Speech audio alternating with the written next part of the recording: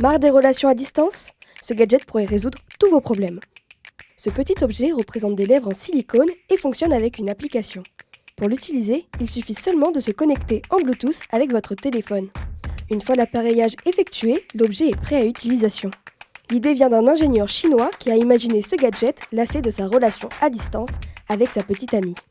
L'objet est équipé de capteurs de pression qui permettent de reproduire le mouvement, la température ou encore la pression du baiser effectué par l'autre personne utilisant le dispositif.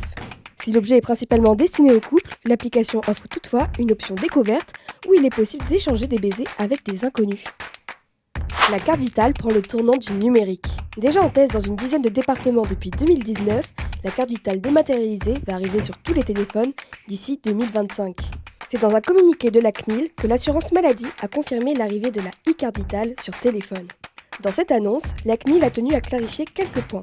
L'e-carte vitale ne contiendra aucune information médicale, mais permettra d'avoir accès à quelques informations comme le remboursement des soins, la prise en charge en cas d'hospitalisation ou encore l'identification du titulaire de la carte et de ses ayants droit.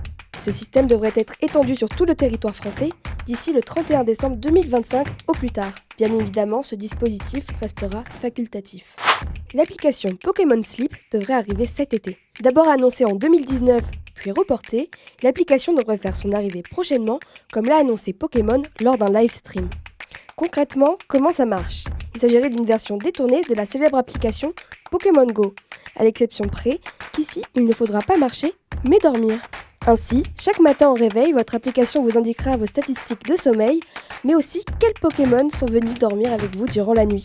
L'application va s'inspirer de Sleep Tracking et enregistrer la qualité de votre sommeil. Avec ces informations, Pokémon Sleep catégorise votre nuit et détermine quel Pokémon viendra ou non se rajouter dans votre Pokédex.